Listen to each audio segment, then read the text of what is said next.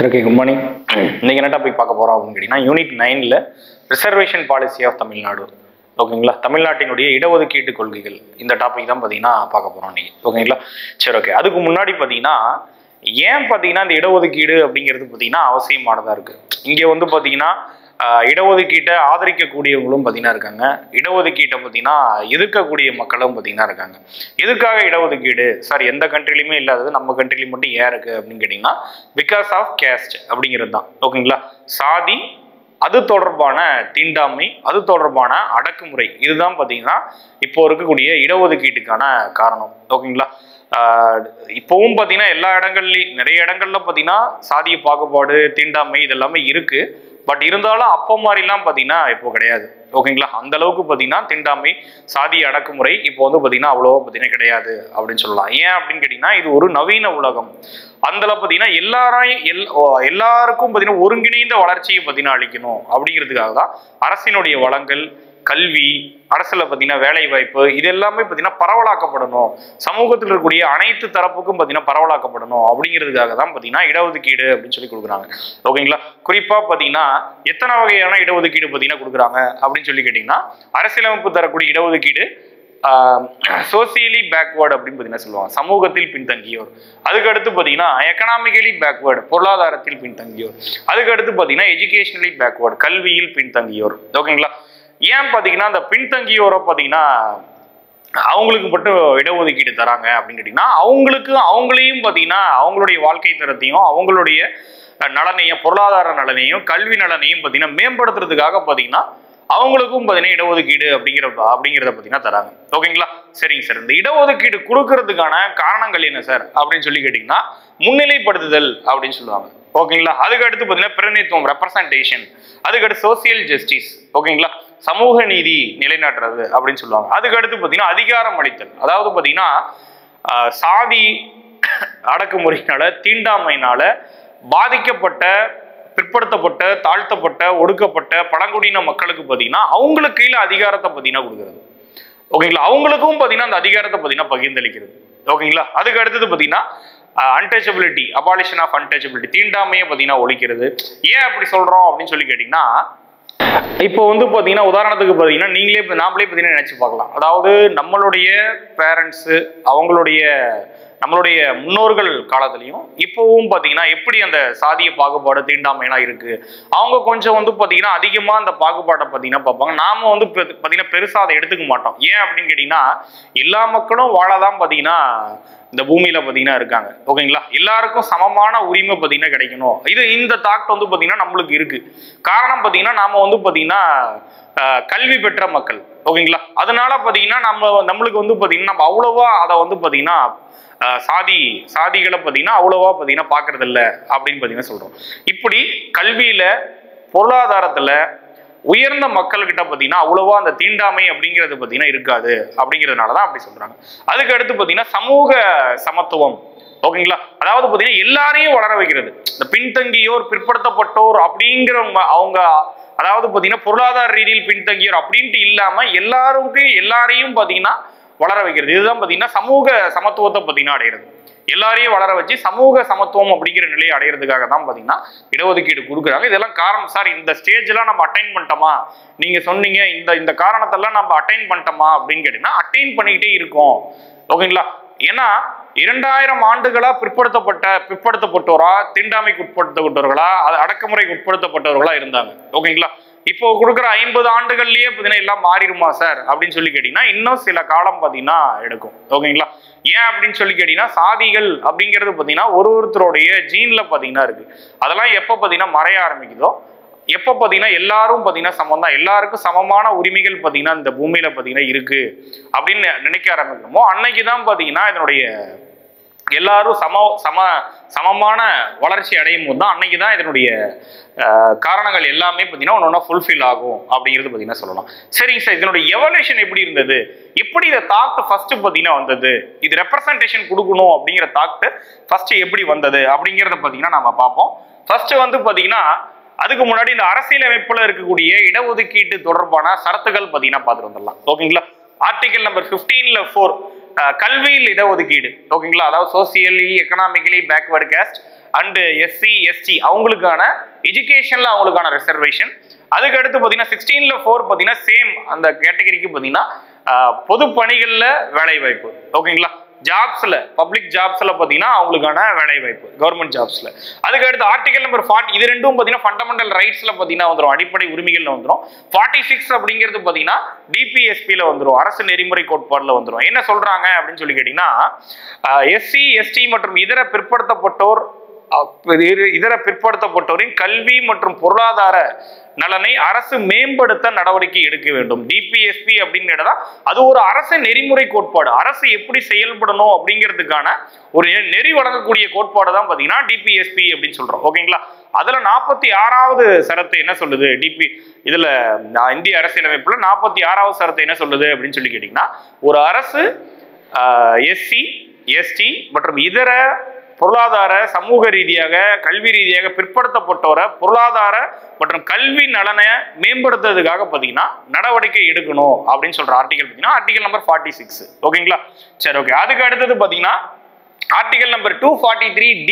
ஓகேங்களா, 243D விதி எண் 243D பஞ்சாயத்து தேர்தல்களில் எஸ்சி எஸ்டி மற்றும் பெண்களுக்கான இடஒதுக்கீடு அப்படின்னு பார்த்தீங்கன்னா சொல்லுவாங்க. உமன்ஸோட ரிசர்வேஷன் பார்த்தீங்கன்னா இப்போ வந்து பார்த்தீங்கன்னா எவ்வளோ அப்படின்னு சொல்லி கேட்டீங்கன்னா உமன்ஸோட ரிசர்வேஷன் இப்ப 50%.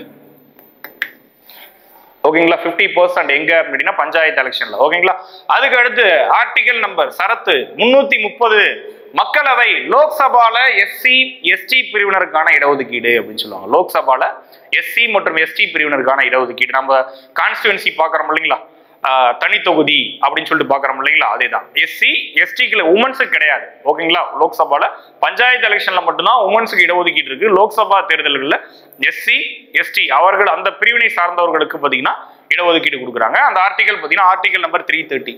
ஆர்டிகல் நம்பர் 332 பாத்தீங்கன்னா ஸ்டேட் லெஜிஸ்லேச்சர் மாநில சட்டமன்றங்களில் எஸ்சி எஸ்டிக்கான இடஒதுக்கீடு. அதுதான் பாத்தீங்கன்னா ஆர்டிகல் நம்பர் 332 அப்படின்னு பாத்தீங்கன்னா சொல்லுவாங்க. ஓகேங்களா, சரி ஓகே. இது வந்து கான்ஸ்டிடியூஷன் ப்ரொவிஷன். அதுக்கு அடுத்து இதனுடைய எவாலுவேஷன் பரிணாமம் எப்படி இருக்கு அப்படின்னு சொல்லி பார்க்கலாம். 1835 என்ன பண்றாங்க அப்படின்னு சொல்லி கேட்டீங்கன்னா இவரு மெக்காலே ரிப்போர்ட் படி பார்த்தீங்கன்னா இந்தியாவில் ஆங்கில வழியில மேற்கத்திய கல்வி western education in English language அப்படின்னு பார்த்தீங்கன்னா சொல்லுவாங்க. மேற்கத்திய கல்வி வந்து பார்த்தீங்கன்னா அறிமுகப்படுத்தப்படுது வில்லியம் பெண்டிங்னால.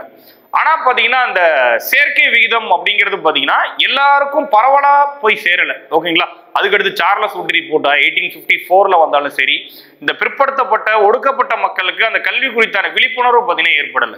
ஓகேங்களா, அதற்காக தான் பாத்தீங்கன்னா இந்த 1882ல ஹண்டர் குழு அப்படின்னு சொல்லிட்டு பாத்தீங்கன்னா அமைக்கிறாங்க. ரிப்பன் பிரபு காலத்துல WW ஹண்டர் அவர் தான் அந்த குழுவினுடைய தலைவர். அதனாலதான் ஹண்டர் குழு அப்படின்னு சொல்லி அழைக்கப்படுது. இந்த குழுவுல பாத்தீங்கன்னா ஜோதிபா ஃபூலே, அடுத்து பாத்தீங்கன்னா 1882ல பாத்தீங்கன்னா ஹண்டர் கல்வி குழு அப்படின்னு சொல்லிட்டு ஒன்று அமைக்கப்படுது. அதுல வந்து பாத்தீங்கன்னா ஜோதிபா ஃபூலே, அதுக்கு அடுத்து பாத்தீங்கன்னா பண்டித ரமாபாய் அப்படின்னு சொல்லுவாங்க இல்லைங்களா, இவங்கெல்லாம் கலந்துக்கிட்டு அவங்களுடைய ரெக்கமெண்டேஷனை பார்த்தீங்கன்னா முன்வைக்கிறாங்க. ஜோதிபா ஃபூலே வந்து பார்த்தீங்கன்னா சமூக ரீதியான பிரதிநிதித்துவம் வழங்கப்படணும் கல்வியில. அதே மாதிரி பண்டித ரமாபாய் அப்படிங்கிறவங்க பார்த்தீங்கன்னா பெண்களுக்கு அதிக கல்வியில் வந்து பார்த்தீங்கன்னா அதிக முன்னுரிமை அளிக்கப்படணும். இந்த மாதிரி முன்மொழிவுகள்லாம் பார்த்தீங்கன்னா வைக்கிறாங்க. சரி ஓகே, இது ஒரு 1882ல ஹண்டர் குழுவில். அதுக்கு அடுத்த 1891ல பார்த்தீங்கன்னா மெக்கன்ரே அப்படிங்கிற ஒரு பார்த்தீங்கன்னா ஷெட்யூல் கேஸ்ட் அந்த தாழ்த்தப்பட்ட மக்களை பற்றிய அவர்களுடைய வாழ்க்கையை பற்றிய ஒரு அறிக்கையை பார்த்தீங்கன்னா வெளியிட்டாரு. இவர் யாரு சார் அப்படின்னு கேட்டீங்கன்னா செங்கல்பட்டினுடைய கலெக்டரா பார்த்தீங்கன்னா இருந்திருப்பாரு, மாவட்ட ஆட்சியரா. அவர் தான் அந்த அறிக்கையை பார்த்தீங்கன்னா வெளியிடுறாரு. அடுத்த ஆண்டுலயே பார்த்தீங்கன்னா அந்த மக்களுடைய வாழ்வாதாரத்துக்காக என்ன பண்றாங்க அப்படின்னு கேட்டீங்கன்னா நிலங்களை பார்த்தீங்கன்னா அவங்களுக்கு கொடுக்குறாங்க. ஓகேங்களா, நிலங்களை பார்த்தீங்கன்னா அவங்களுக்கு கொடுக்குறாங்க. இதுதான் பார்த்தீங்கன்னா பஞ்சமி நிலங்கள் அப்படின்னு பார்த்தீங்கன்னா சொல்லுவாங்க. ஓகேங்களா, ஏன் சார் நிலம் கொடுத்தா அவங்களுடைய வாழ்வாதாரம் எப்படி உயரும் அப்படின்னு சொல்லி கேட்டீங்கன்னா அப்போதிருந்து இந்திய சமூகம் பார்த்தீங்கன்னா அக்ரேரியன் எக்கானமி. ஓகேங்களா, இப்போவே பார்த்தீங்கன்னா Indian economy is agrarian economy அப்படின்னு சொல்றோம். இந்திய பொருளாதாரத்தின் இயல்பு வேளாண் சார் பொருளாதாரம் அப்படின்னு சொல்றோம். அப்போ 1890ஸ்ல பார்த்தீங்கன்னா முழுக்க பார்த்தீங்கன்னா அதிகமா இந்திய சமூகம் இந்திய பொருளாதாரம் அப்படிங்கிறது வேளாண்மையை சார்ந்துதான் இருந்துச்சு. அப்ப அவங்களுக்கு கொடுக்கப்பட்ட அந்த நிலம் என்ன எப்படி யூஸ் ஆனது அப்படின்னு சொல்லிக்கிட்டா அவங்க வாழ்வாதார தேவைக்கு பூர்த்தி பண்ற விதமா பாத்தீங்கன்னா அந்த நிலம் இருந்தது. ஓகேங்களா, அதுக்காக பாத்தீங்கன்னா அவரு அந்த பஞ்சமி நிலத்தை பாத்தீங்கன்னா மெக்கன்ரே அப்படிங்கிறவர் பாத்தீங்கன்னா கொடுத்திருப்பாரு. ஓகேங்களா, அதுக்கடுத்து 1909ல மின்டோ மார்லி ரெஃபார்மேஷன், மின்டோ மார்லி சீர்திருத்தம் அப்படின்னு சொல்லுவாங்க. இது ஏன் சார் இங்க பாக்குறோம் அப்படின்னு சொல்லி கேட்டீங்கன்னா முஸ்லிம்களுக்கு தனித்தொகுதி வழங்கக்கூடிய சீர்திருத்தம் தான் பாத்தீங்கன்னா அது.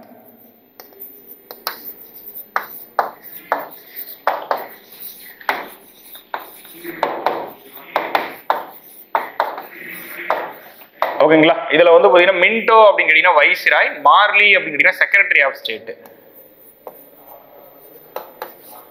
வைஸ்ராய், மார்லி அப்படின்னு கேட்டீங்கன்னா அரசு செயலர் அப்படின்னு சொல்லுவாங்க. ஓகேங்களா. செக்ரட்டரி ஆஃப் ஸ்டேட் அப்படின்னு சொல்லுவாங்க, அரசு செயலர். ஓகேங்களா. முஸ்லிம்களுக்கு தனி தொகுதி, வகுப்பு வாரி இடஒதுக்கீடு அப்படின்னு சொல்லுவாங்க. ஓகேங்களா. வகுப்பு வாரி இடஒதுக்கீடு என்ன சார் அப்படின்னு சொல்லி கேட்டீங்கன்னா, டோட்டலா இருக்கக்கூடிய 27 அப்போ 27 இடங்கள்ல 8 இடங்களுக்கு பாத்தீங்கன்னா முஸ்லிம்களுக்கு தனித்தொகுதியா பாத்தீங்கன்னா ஒரு ஒதுக்கி இருப்பாங்க. செப்பரேட் எலக்ட்ரோட் அப்படின்னு சொல்லுவாங்க. இப்ப இருக்கக்கூடிய தனித்தொகுதி வேற, இப்ப இருக்கக்கூடிய ரிசர்வ் தொகுதி, அப்ப இருக்கக்கூடிய தனித்தொகுதி. ஓகேங்களா. அதுக்கெல்லாம் டிஃபரன்ஸ் பாத்தீங்கன்னா நிறைய இருக்கு. நெக்ஸ்ட் இந்த மிண்டோவை தான் என்ன சொல்லுவாங்க அப்படின்னு கேட்டீங்கன்னா ஃபாதர் ஆஃப் கம்யூனல் எலக்ட்ரோட் அப்படின்னு சொல்லுவாங்க. வகுப்பு வாரி இடஒதுக்கீட்டின் தந்தை அப்படின்னு சொல்லிட்டு அழைக்கப்படுறவர் யாரு அப்படின்னா லார்ட் மிண்டோ.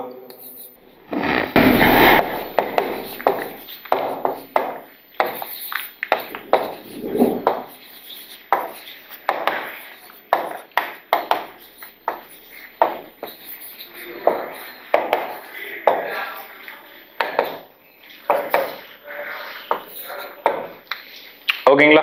சரி, ஓகே. அதுக்கடுத்து 1919ல பாத்தீங்கன்னா மாண்டேகு செம்ஸ்ஃபோர்டு, அதுலயும் பாத்தீங்கன்னா ரெப்ரசன்டேஷன் தருவாங்க. 1932ல பாத்தீங்கன்னா இவர் கம்யூனல் அவார்டு அப்படின்னு சொல்லிட்டு ராம்சாசி மெக்டொனால்டு வெளியிடுறாரு. அதுக்கப்புறம் அந்த பூனா பேக்ட் இதெல்லாமே பாத்தீங்கன்னா நீங்க படிச்சிருப்பீங்க. ஓகேங்களா. சரி, ஓகே. அதுக்கு அடுத்து நம்ம தமிழ்நாட்டுக்கு பாத்தீங்கன்னா வந்துருவோம். என்ன பார்க்க போறதே பாத்தீங்கன்னா ரிசர்வேஷன் பாலிசி ஆஃப் தமிழ்நாடு அப்படின்னு சொல்லிட்டு பாக்குறோம். இதுல வந்து பாத்தீங்கன்னா யாருக்கு ஒரு மிகப்பெரிய பங்கு இருக்கு அப்படின்னு கேட்டீங்கன்னா நீதி கட்சிக்கு ஒரு மிகப்பெரிய பங்கு இருக்கு. நீதி கட்சி அப்படிங்கிறவங்களுக்கு ஒரு மிகப்பெரிய பங்கு இருக்கு. 1916ல பாத்தீங்கன்னா பிராமணர் அல்லாத ஒரு அறிக்கையை பாத்தீங்கன்னா வெளியிடுறாரு தியாகராஜ செட்டி அப்படிங்கிறவர். ஓகேங்களா. பெட்டி தியாகராயர் அப்படிங்கிறவர் பாத்தீங்கன்னா அந்த அறிக்கையை வெளியிடுறாரு. அப்போ வந்து பாத்தீங்கன்னா அது நிறைய பேர் மத்தியில விழிப்புணர்வு பாத்தீங்கன்னா ஏற்படுது. அரசினுடைய வளங்கள், அரசு வேலைகள்ல பாத்தீங்கன்னா பிராமணர் அல்லாதவர்களுடைய கவுண்ட் பாத்தீங்கன்னா எந்த அளவுக்கு கம்மியா இருக்கு, பிராமணர்களுடைய ஆதிக்கம் எந்த அளவுக்கு பாத்தீங்கன்னா அதிகமா இருக்கு, அந்த பற்றியான விழிப்புணர்வு பாத்தீங்கன்னா பிராமணர் அல்லாதவருக்கு பாத்தீங்கன்னா அது ஏற்படுத்துது. ஓகேங்களா. அதுக்கடுத்து என்ன பண்றாங்க அப்படின்னு சொல்லி கேட்டீங்கன்னா இவங்க அறிக்கையை பிராமணர் அல்லாத அறிக்கையை வெளியிட்டாங்க இல்லைங்களா.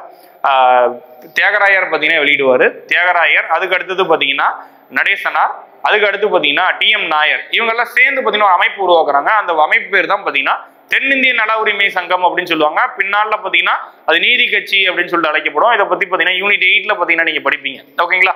சரி, ஓகே. அதுக்கு அடுத்து பாத்தீங்கன்னா 1919ல என்ன பண்றாங்க அப்படின்னு கேட்டீங்கன்னா மாண்டேகு செம்ஸ்ஃபோர்டு ரெஃபார்மேஷன் அப்படின்னு சொல்லுவாங்க. மாண்டேகு செம்ஸ்ஃபோர்டு ரெஃபார்மேஷன். இதுல என்ன பண்றாங்க அப்படின்னு கேட்டீங்கன்னா ப்ராவின்ஸ்ல டூயல் கவர்மெண்ட் அமல்படுத்துறாங்க. மாகாணங்களில் இரட்டை ஆட்சி முறை அப்படின்னு சொல்லுவாங்க. மாகாணங்களில் இரட்டை ஆட்சி முறை அதை அமல்படுத்துறாங்க. ஓகேங்களா. இது இப்பதான் பாத்தீங்கன்னா இந்தியாவில் 1920ல தான் பாத்தீங்கன்னா நேரடி தேர்தல் நடக்குது. காங்கிரஸ் வந்து இந்த தேர்தலில் பாத்தீங்கன்னா பங்கேற்கல. ஏன் அப்படின்னு கேட்டீங்கன்னா ஒத்துழையாமை இயக்க காரணமா பாத்தீங்கன்னா அவங்க வந்து பங்கேற்கல. இந்த தேர்தலில் பாத்தீங்கன்னா நீதி கட்சி வின் பண்ணிடுறாங்க. எந்த நீதி கட்சி பாத்தீங்கன்னா 1916ல பிராமணர் அல்லாத ஒரு அறிக்கை, எந்த நீதி கட்சியின் சார்பாக இருக்கக்கூடிய நபர் வந்து பாத்தீங்கன்னா பிராமணர் அல்லாத ஒரு அறிக்கையை வெளியிட்டாரோ அதுக்கு அடுத்து பாத்தீங்கன்னா அந்த கட்சி பாத்தீங்கன்னா நீதி கட்சி ஆனிச்சு. அவங்களே பாத்தீங்கன்னா பொறுப்புக்கு வந்துடுறாங்க. இப்ப வந்து அவங்களே பொறுப்புக்கு வந்துட்டா, பொறுப்புக்கு வரும்போது அவர்கள் முன்னாடி வச்ச கோரிக்கையை நிறைவேற்ற வேண்டிய இடத்துல பாத்தீங்கன்னா அவங்க இருக்காங்க. ஓகேங்களா. அவங்க முன்னாடி வச்ச கோரிக்கையை நிறைவேற்றி வேண்டிய இடத்துல பாத்தீங்கன்னா அவங்க இருக்காங்க. யார் வந்து பாத்தீங்கன்னா 1920ல எலெக்ஷன்ல வின் பண்ணி பாத்தீங்கன்னா நீதி கட்சி ஆட்சிக்கு வராங்க. சுப்பராயலு ரெட்டி அவர் வந்து பாத்தீங்கன்னா தமிழகத்தினுடைய அப்போது இருந்த மெட்ராஸ் மாகாணத்தினுடைய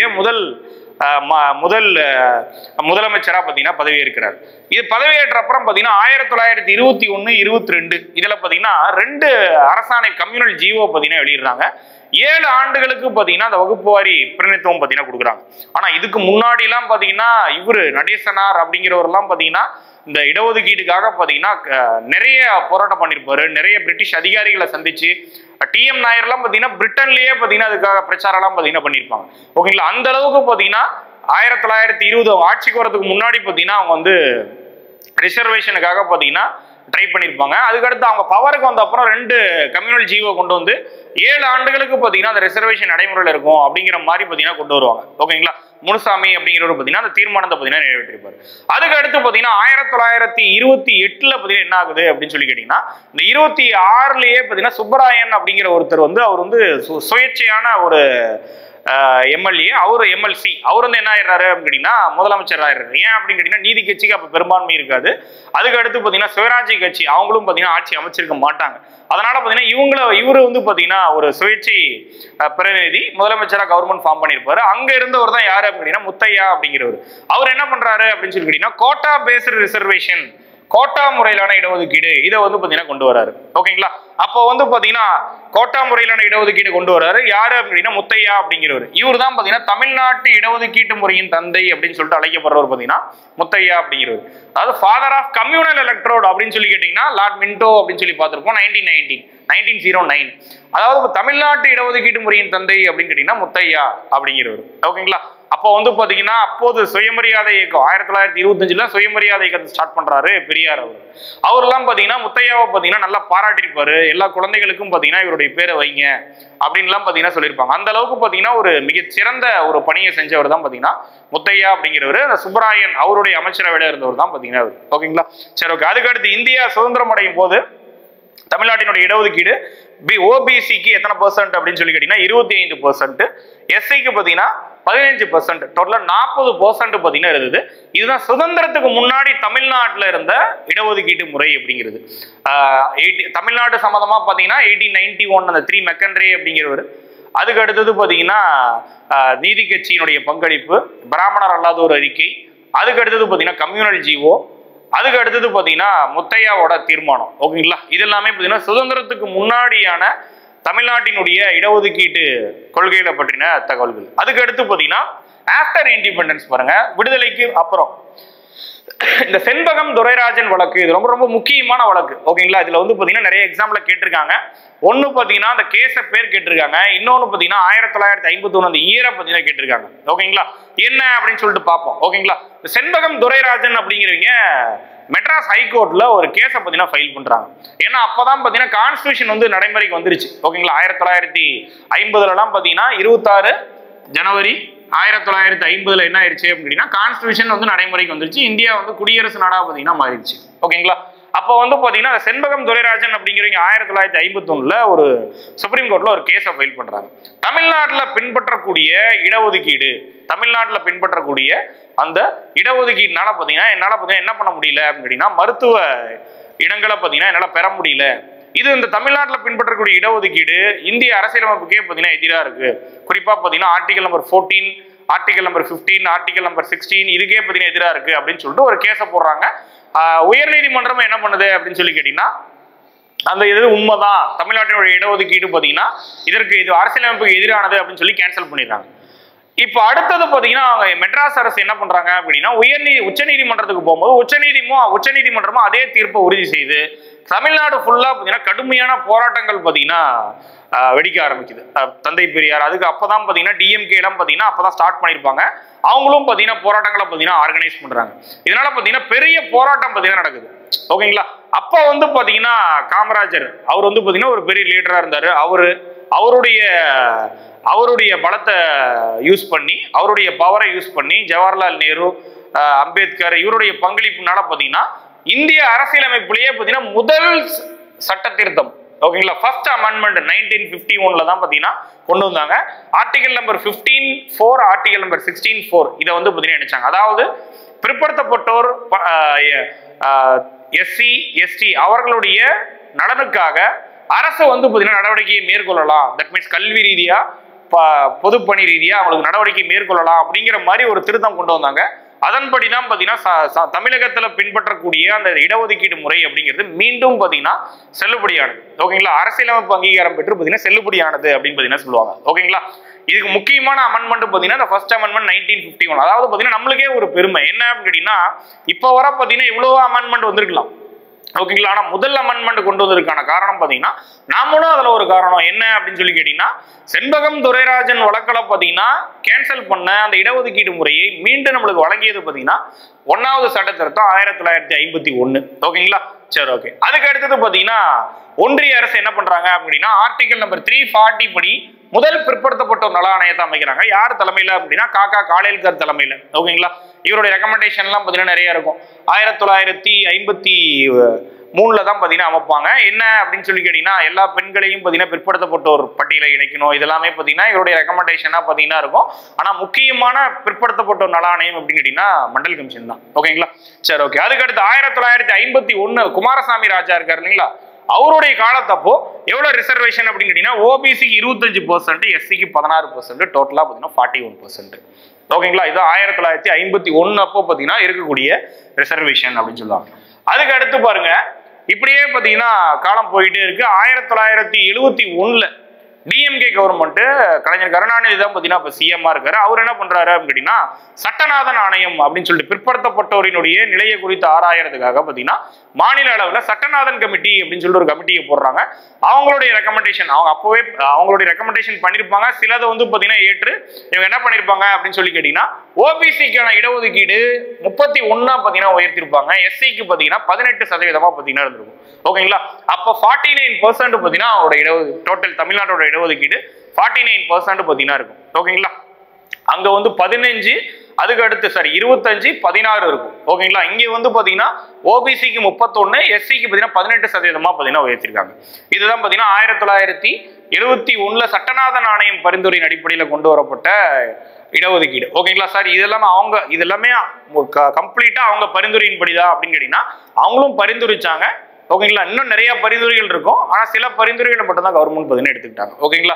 அதுக்கடுத்து 1979 எமர்ஜென்சியா முடிஞ்சு எம்ஜிஆர் கவர்மெண்ட் வந்து பாத்தீங்கன்னா இருக்கு. அப்பதான் அவர் என்ன பண்ணலாம்னு நினைக்கிறாங்க அப்படின்னு கேட்டீங்கன்னா பொருளாதார அடிப்படையில் இடஒதுக்கீடு கொடுக்கலாம். எதுக்கு எல்லாரும் ஏன் பாத்தீங்கன்னா பொருளாதார அடிப்படையில் பாத்தீங்கன்னா இடஒதுக்கீடு கொடுத்தா அதனால பயன்பெறாதவங்களும் பயன்படுவாங்க அப்படின்னு சொல்லிட்டு பாத்தீங்கன்னா அவர் அதை இன்ட்ரடியூஸ் பண்றாரு.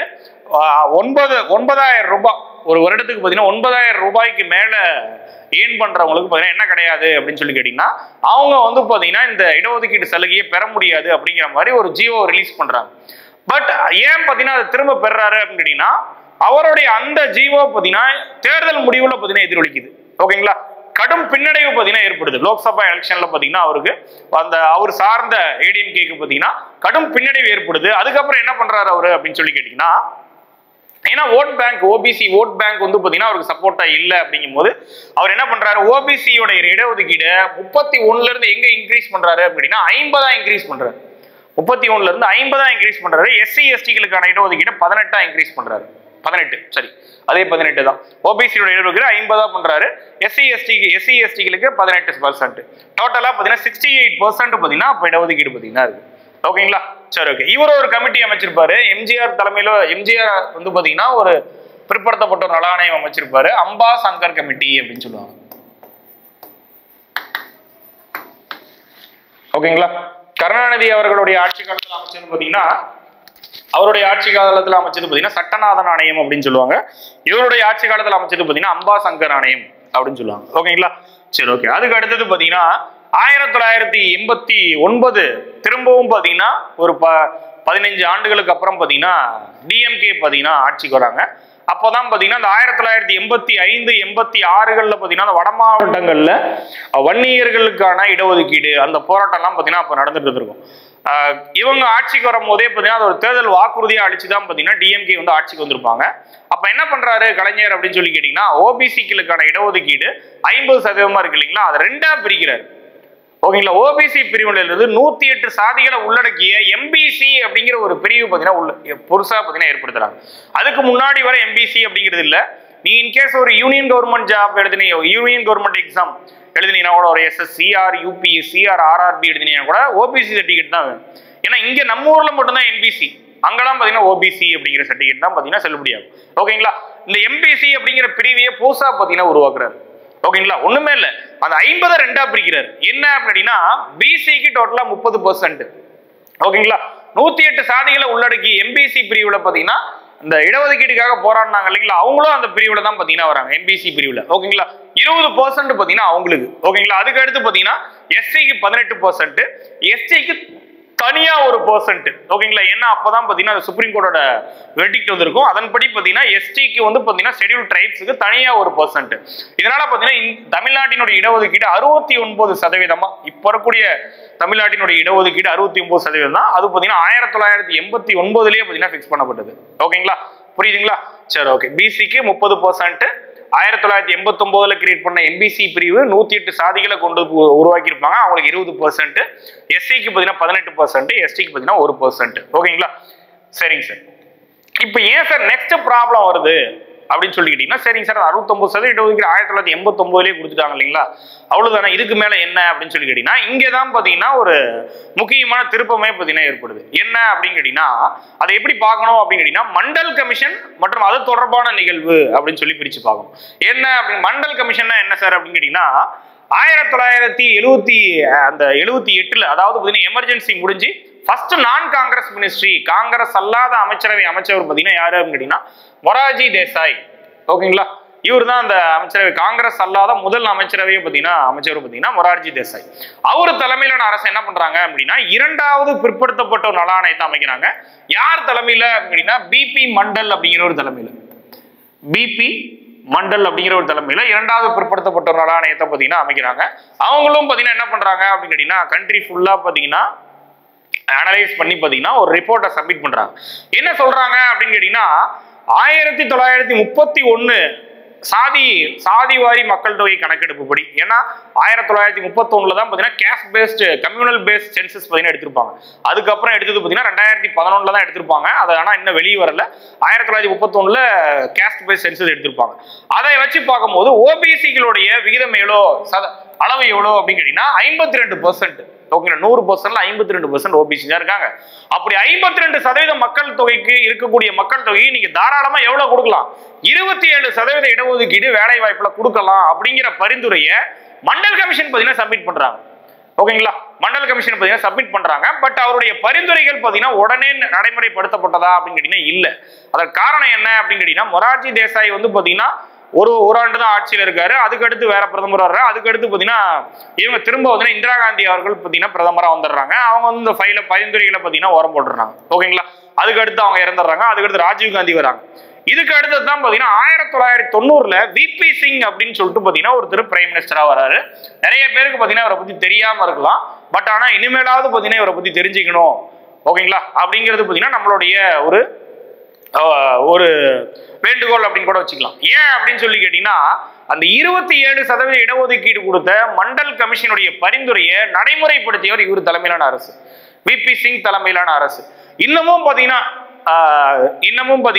பிற்படுத்தப்பட்டோர் ஓபிசி மக்கள் பாத்தீங்கன்னா ஒரு ஆர்ஆர்பி எக்ஸாம் எழுதி, ஒரு ரயில்வேஸ்லயோ எஸ்எஸ்சி எக்ஸாம் எழுதி பாத்தீங்கன்னா மத்திய அரசினுடைய பணியிலையோ பாத்தீங்கன்னா இருக்காங்க. அதுக்கடுத்து யூபிஎஸ்சி சர்வீஸ்ல பாத்தீங்கன்னா இருக்காங்க, அல்லது மத்திய அரசினுடைய கல்வி நிறுவனங்கள்ல படிக்கிறாங்க அப்படின்னு கேட்டீங்கன்னா, அதற்கு முக்கியமான காரணம் பாத்தீங்கன்னா இவர் அந்த 27% இடஒதுக்கீட்டை நடைமுறைப்படுத்தினது தான் பாத்தீங்கன்னா விபி சிங்.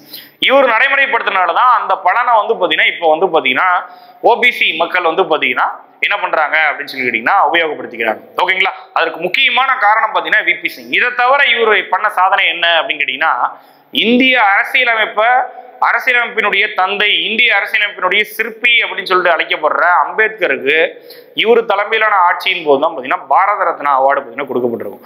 ஓகேங்களா? அம்பேத்கர் 1956 56லயே பாத்தீங்கன்னா இறந்துடுறாரு. பட் வந்து பாத்தீங்கன்னா ராஜாஜி கொடுத்துரு ஃபர்ஸ்ட் 1954லயே கொடுத்துடுறாங்க. ஆனா அப்போ இவருக்கு பாத்தீங்கன்னா கொடுத்துருக்க மாட்டாங்க. அம்பேத்கருக்கு 1990 வரை பாத்தீங்கன்னா கொடுத்துருக்க மாட்டாங்க. முதல்ல பாத்தீங்கன்னா இவர் தலைமையிலான அரசு தான் பாத்தீங்கன்னா அம்பேத்கருக்கு என்ன பண்றாங்க அப்படின்னா பாரத ரத்னா அவார்டு பாத்தீங்கன்னா கொடுக்குறாங்க.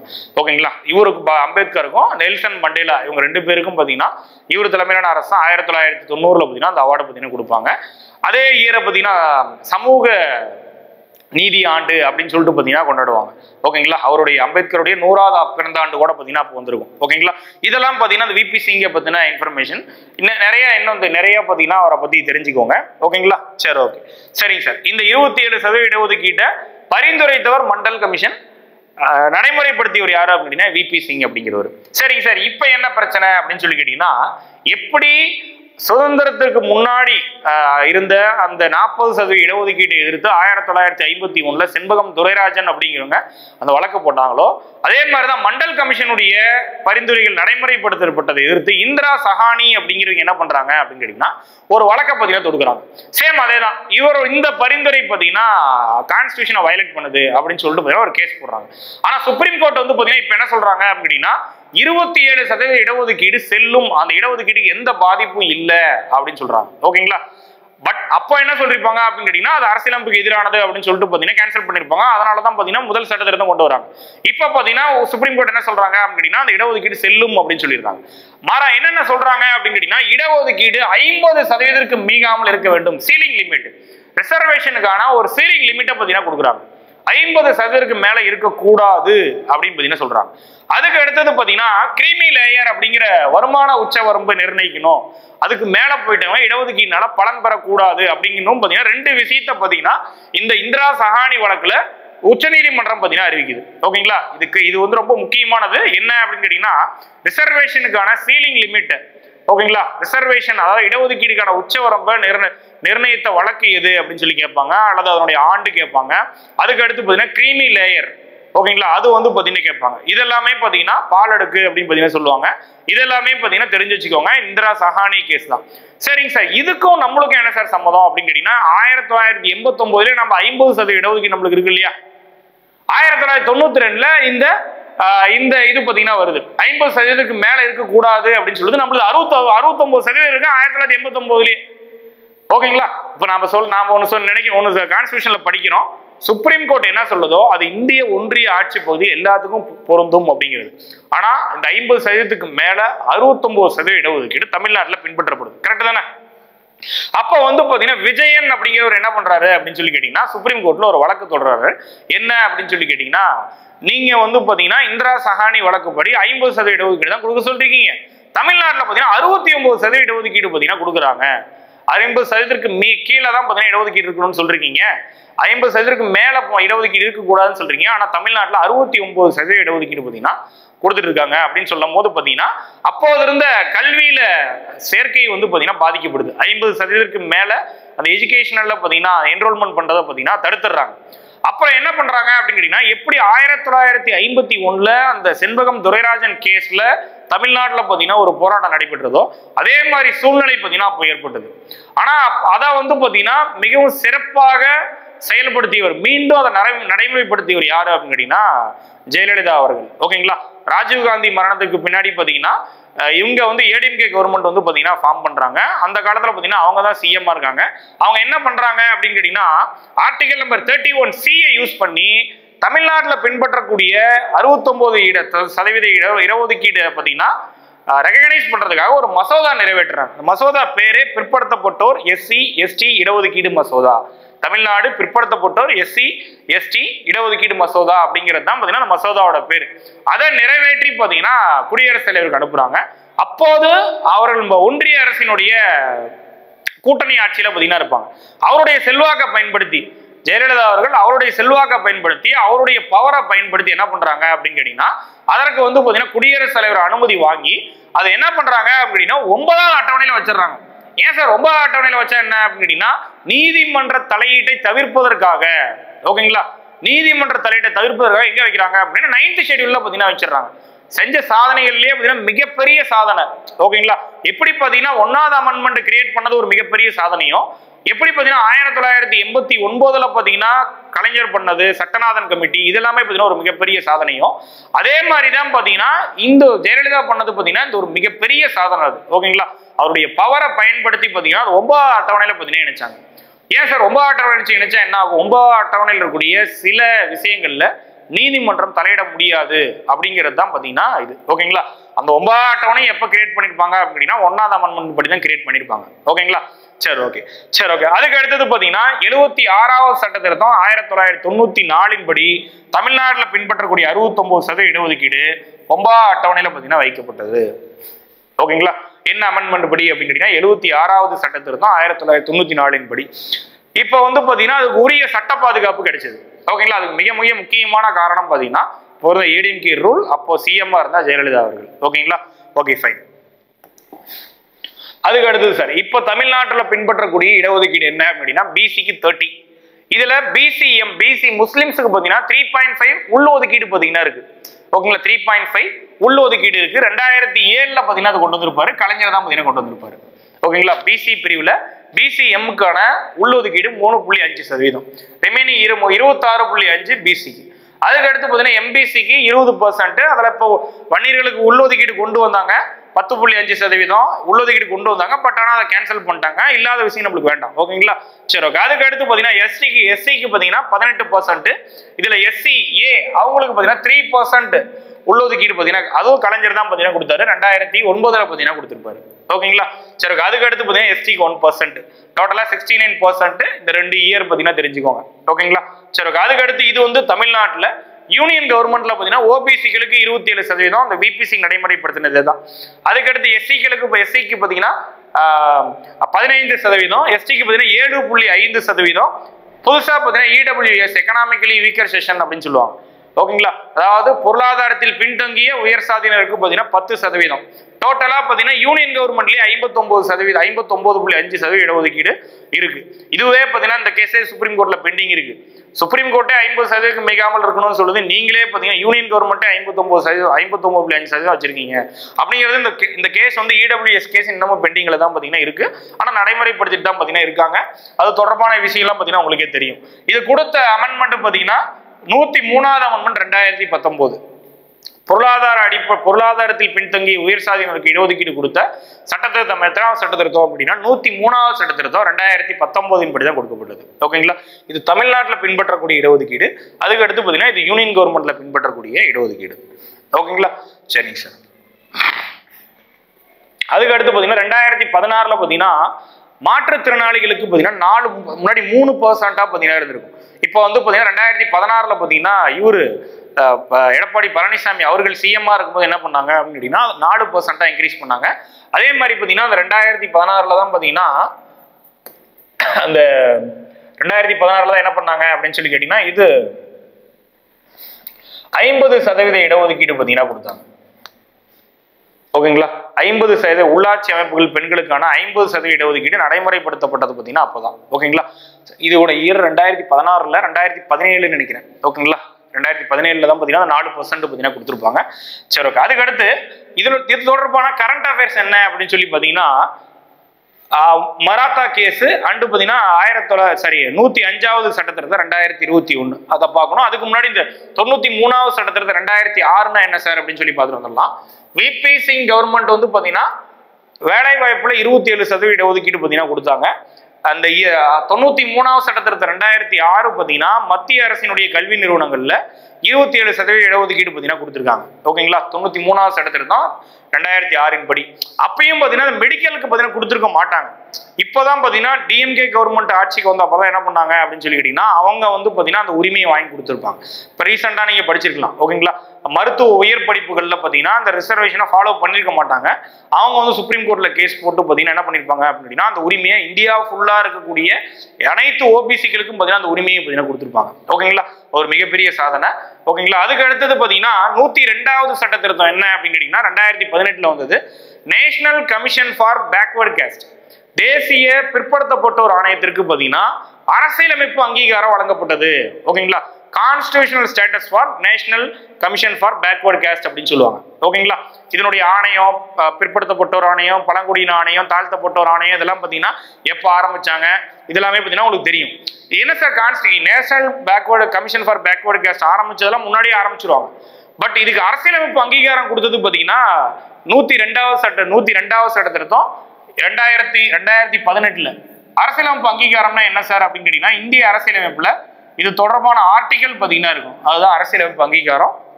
ஆர்டிகல் நம்பர் 338B அப்படிங்கிறது தேசிய பிற்படுத்தப்பட்டோர் நல ஆணையத்தை பத்தி சொல்லுது. இந்த ஸ்டேட்டஸ் கொடுத்தது பார்த்தீங்கன்னா 102nd அமெண்ட்மெண்ட் 2018 பார்த்தீங்கன்னா கொடுத்துருப்பாங்க. ஓகேங்களா? இப்போதான் இது தொடர்பான ஒரு வழக்கு பார்த்தீங்கன்னா வருது. மராத்தியர் இடஒதுக்கீட்டு வழக்கு, மராத்தா ரிசர்வேஷன் கேஸ் அப்படின்னு பார்த்தீங்கன்னா சொல்லுவாங்க. மராத்தா கம்யூனிட்டிக்கு பார்த்தீங்கன்னா மகாராஷ்டிரால ரிசர்வேஷனை இன்க்ரீஸ் பண்ணதுனால அது 50% தாண்டி பார்த்தீங்கன்னா போயிடும். 64-65% பார்த்தீங்கன்னா இருக்கும். அப்போ உச்சநீதிமன்றம் என்ன பண்றாங்க அப்படின்னு சொல்லி கேட்டீங்கன்னா ஸ்டேட் கவர்மெண்ட் அதை கொடுத்தது. உச்சநீதிமன்றம் என்ன பண்றாங்க அப்படின்னா அதை வந்து ஸ்ட்ரக் டவுன் பண்ணிடுறாங்க. இந்த 102வது அமெண்ட்மெண்ட் படி கிரியேட் பண்ணப்பட்ட தேசிய பிற்படுத்தப்பட்டோர் ஆணையத்துக்கும் மராத்தா இடஒதுக்கீட்டுகளுக்கு என்ன சார் சம்பந்தம் அப்படின்னு சொல்லி கேட்டீங்கன்னா ஒண்ணு பார்த்தீங்கன்னா 50% மேல போயிருச்சு. இன்னொன்னு என்ன அப்படின்னு சொல்லி கேட்டீங்கன்னா சுப்ரீம் கோர்ட் என்ன சொல்லியிருக்காங்க அப்படின்னு கேட்டீங்கன்னா இந்த சமூக பொருளாதார கல்வி ரீதியாக பிற்படுத்தப்பட்டோரை கண்டறியக்கூடிய அதிகாரம் மாநில அரசு கிடையாது. யாருக்கு மட்டும்தான் இருக்கு அப்படின்னா தேசிய பிற்படுத்தப்பட்டோர் ஆணையத்துக்கு தான் இருக்கு அப்படிங்கிறது பாத்தீங்கன்னா ஒரு வெட்டி கொடுத்துட்டாங்க. ஓகேங்களா? பட் இந்த மராத்தா இடஒதுக்கீடு கொடுத்தது யாரு அப்படின்னு கேட்டீங்கன்னா மகாராஷ்டிரா அரசு. ஓகேங்களா? இப்ப வந்து அந்த கான்ஃபிளிக்ட் பாத்தீங்கன்னா வந்துருச்சுங்களா, இது கொடுத்தது மகாராஷ்டிரா அரசு. சுப்ரீம் கோர்ட் வெட்டிக்கு என்ன சொல்லியிருக்கு அப்படின்னு சொல்லி கேட்டீங்கன்னா, அந்த சோசியலி எஜுகேஷனலி எக்கனாமிக்கலி பேக்வர்ட் காஸ்ட கண்டறியக்கூடிய அமைப்பு வந்து பாத்தீங்கன்னா இதுதான். அதுக்கு யாருக்கு அதிகாரம் கிடையாது அப்படின்னு சொல்லி கேட்டீங்கன்னா ஸ்டேட் கவர்மெண்ட் அதிகாரம் கிடையாது. மாநில அரசு ரெக்கமெண்ட் பண்ணலாம். பட் வந்து பாத்தீங்கன்னா அதை அமல்படுத்துறது யாரா இருக்கணும் அப்படின்னு கேட்டீங்கன்னா இவங்களா தான் இருக்கணும். ஏன் அப்படின்னு கேட்டீங்கன்னா அவங்களுக்கு பாத்தீங்கன்னா கான்ஸ்டிடியூஷனல் ஸ்டேட்டஸ் பாத்தீங்கன்னா கொடுத்துருக்கீங்க அப்படிங்கிறது தான் பாத்தீங்கன்னா சுப்ரீம் கோர்ட்டோட இதா இருந்தது. ஓகேங்களா? இப்ப என்ன பண்ணாங்க யூனியன் கவர்மெண்ட், என்ன பண்ணாங்க, சுப்ரீம் கோர்ட் இப்படி சொல்லிருச்சு.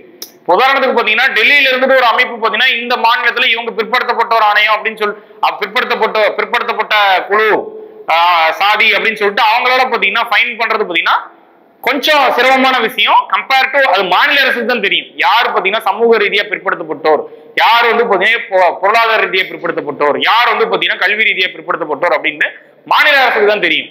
யாரை விட அப்படின்னா தேசிய பிற்படுத்தப்பட்டோர் நல ஆணையத்தை விட. இப்ப வந்து என்ன பண்றாங்க அப்படின்னா சுப்ரீம் கோர்ட் இப்படி சொல்லிட்டா இதை மாத்தணும் அப்படின்னா என்ன பண்ணி ஆகணும், ஒரு அமெண்ட்மெண்ட் கொண்டு வரணும்.